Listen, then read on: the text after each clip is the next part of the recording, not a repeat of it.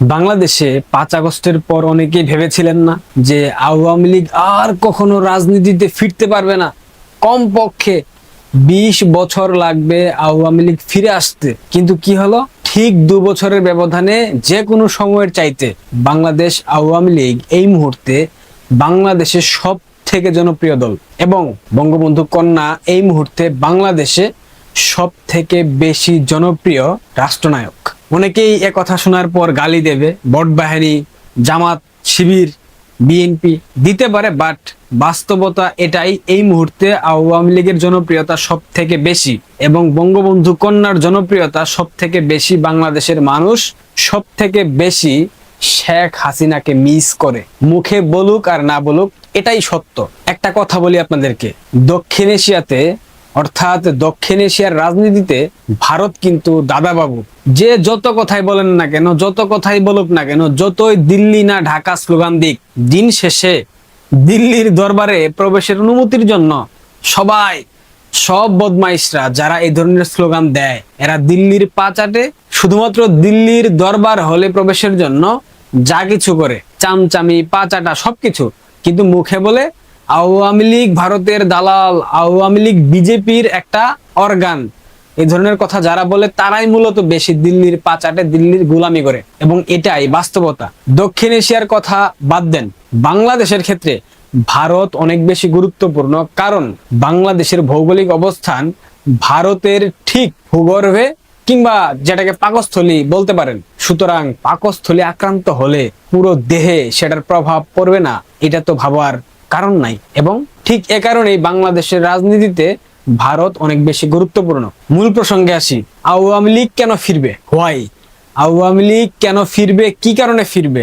কেন আওয়ামী লীগকে ফিরতেই হবে? আপনারা কি জানেন, বুঝেন? যে যত কথাই বলুক না কেন, ভূ রাজনৈতিক বাস্তবতায় বাংলাদেশ আওয়ামী লীগকে ফিরতেই হবে, এইটার কোনো বিকল্প নাই। আসেন আপনাদেরকে সিম্পলি কয়েকটা বিষয় বুঝাই, তাহলে বুঝবেন আওয়ামী লীগ কেন বাংলাদেশের রাজনীতিতে ফিরবে এবং ফিরতে হবে। দেখেন, দক্ষিণ এশিয়ার টাইম বোম এখন বাংলাদেশ। জাপানের একটা পত্রিকাতে কয়েক মাস পূর্বে প্রকাশ হয়েছিল না, বাংলাদেশ এখন দক্ষিণ এশিয়ার টাইম বোম। এবং পরিবেশ পরিস্থিতি যা বলছে, যে কোনো সময় এই বোম ফাটবে এবং এটা ফাটলে সব থেকে বেশি ক্ষতিগ্রস্ত হবে ভারত। একথাও কিন্তু সত্য এবং এটা ভারত খুব ভালো করেই জানে। দক্ষিণ এশিয়ার মানচিত্রের দিকে যদি আপনারা তাকান, একটা বিষয় স্পষ্ট দেখা যায়, বাংলাদেশ এবং ভারতের ভূগোল একে অপরের সাথে এমন ভাবে জড়িয়ে আছে যেটা চাইলেও আলাদা করা সম্ভব না। এটা একেবারে অসম্ভব একটা কাজ। কিন্তু তবুও এই মুহূর্তে অর্থাৎ 2026 সালে দাঁড়িয়ে ভারত বাংলাদেশ একটি বড়সড় ভূরাজনৈতিক সংকটের মুখোমুখি দাঁড়িয়েছে, যার জন্য সম্পূর্ণরূপে দায়ী জামাত, বিএনপি এবং আরো যারা যারা মৌলবাদী শক্তি বাংলাদেশে আছে এরা।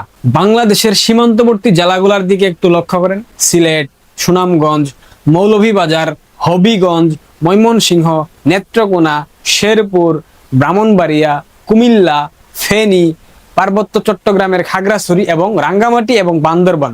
এই যে দীর্ঘ সীমান্ত রেখা, এই সীমান্ত রেখার ওপারেই ভারতের উত্তর পূর্বাঞ্চল, যেটাকে আমরা 7 সিস্টার্স বলে থাকি। এই সীমান্ত অঞ্চলগুলার বাংলাদেশ অংশে যদি উগ্রবাদ, মৌলবাদ কিংবা জঙ্গি তৎপরতা বেড়ে যায়, তাহলে এটার প্রভাব কি ভারতের জাতীয় নিরাপত্তা এবং রাজনীতির উপর পড়বে না? পড়বে কিনা? নিশ্চিতভাবেই পড়বে।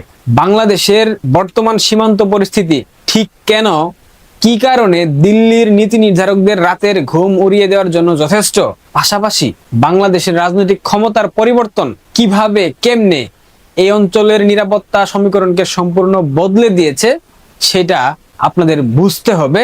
এর মাঝেও কিন্তু একটা ইঙ্গিত দেয় আওয়ামী লীগ এ কারণেই ফিরবে। প্রথমেই বুঝতে হবে এই অঞ্চলের ভূগোলকে। সিলেট এবং পার্বত্য চট্টগ্রামের সীমান্ত এলাকাগুলো পাহাড়ি, দুর্গম এবং অনেক জায়গায় ঘন জঙ্গলে ঘেরা। এই ধরনের ভৌগোলিক অবস্থান যে কোনো আন্ডারগ্রাউন্ড কিংবা উগ্রপন্থী সংগঠনের জন্য নিরাপদ আশ্রয়স্থল। দীর্ঘদিন ধরে বিভিন্ন আন্তর্জাতিক নিরাপত্তা সংস্থার রিপোর্ট বলছে, পাশাপাশি আমাদের গোয়েন্দা সংস্থাগুলো বলছে, পাকিস্তান ভিত্তিক জঙ্গি সংগঠন লস্কর-ই-তৈয়বা এবং জৈশে মোহাম্মদ, এই সংগঠনগুলার জঙ্গিরা ভারতের অভ্যন্তরে সরাসরি আঘাত হানতে না পেরে বাংলাদেশের মতো প্রতিবেশী দেশের সীমান্ত অঞ্চলগুলোকে ট্রানজিট রুট হিসেবে ব্যবহার করে বাংলাদেশের ক্ষেত্রে যে অঞ্চলগুলোর নাম আমি ইতিমধ্যে বলেছি, এই অঞ্চলগুলোতে এরা অবস্থান করছে এবং দীর্ঘদিন থেকেই তাদেরকে প্রশিক্ষণ দেওয়া হচ্ছে। একটা বিষয় খেয়াল করেন, উগ্রপন্থী গোষ্ঠীরা সবসময় সমাজের সব থেকে দুর্বল যে অংশ তাদেরকে লক্ষ্যবস্তু বানায়। দেশের বিভিন্ন প্রত্যন্ত অঞ্চলের এতিমখানায় অর্থনৈতিকভাবে পিছিয়ে পড়া শিক্ষার্থীদেরকে ভুল ভাল ধর্মীয় ব্যাখ্যা এবং মগজ ধোলাই করার মাধ্যমে উগ্রবাদের দিকে ধাবিত করার আপ্রাণ চেষ্টা করে এবং তারা সফল হয়, কারণ পয়সা দেয়। যখন এই ধরনের মগজ ধোলাই করা তরুণরা সীমান্তবর্তী জেলাগুলোতে অবস্থান নেয়, তখন ওপারে কাঁটাতারের ওপারে ভারতের আসাম, মেঘালয়, ত্রিপুরা কিংবা মিজোরামে নিরাপত্তা ব্যবস্থা এক ধরনের চ্যালেঞ্জের মুখে পড়ে। সেটা বিগত 2 বছরে আমাদের থেকে বেশি ভারত বুঝে গিয়েছে, যার কারণেই 7 সিস্টার্সকে নিরাপত্তার জন্য শিলিগুড়ি করিডোর, যেটাকে বলা হয় চিকেন স্ন্যাক, ওইটার নিরাপত্তার জন্য ভারত কয়েকটা লেয়ারে বন্দোবস্ত করে রেখে দিয়েছে। ঐতিহাসিকভাবে দেখা যায় সীমান্তবর্তী সংসদীয় আসনে যদি জামাতের মতো উগ্রবাদী মৌলবাদীদের নিয়ন্ত্রণ থাকে এবং এদের কর্মযজ্ঞ বৃদ্ধি পায় এবং এদের জন্য অনুকূল পরিবেশ সৃষ্টি হয়, এটা কিন্তু কখনোই সীমান্তের জন্য ভালো লক্ষণ না। রাজনৈতিক অস্থিরতা এবং আইন শৃঙ্খলার শিথিলতার সুযোগ নিয়ে এই উপাদানগুলো ভারতের উত্তর পূর্বাঞ্চলীয় বিচ্ছিন্নতাবাদী গোষ্ঠীগুলোর সাথে অস্ত্র এবং অর্থ চোরাচালানের নেটওয়ার্ক গড়ে তুলতে পারে এবং বিগত 2 বছরে গোয়েন্দা তথ্য বলছে এইটা তারা করেছে। বাংলাদেশের এই সীমান্তে উগ্রবাদের আস্ফালন ঘটলে ভারতের অভ্যন্তরীণ রাজনীতি এবং জাতীয় নিরাপত্তায় ঠিক কি কি প্রভাব পড়বে, এটা কয়েকটা ভাগে ভাগ করা যায়। প্রথমত, ভারতের মূল ভূখণ্ডের সাথে উত্তর পূর্বাঞ্চলের 7টি রাজ্যকে যুক্ত করেছে মাত্র 22 কিলোমিটার চওড়া একটি সংকীর্ণ ভূমি, যেটাকে বলা হয় শিলিগুড়ি করিডোর বা চিকেন স্ন্যাক।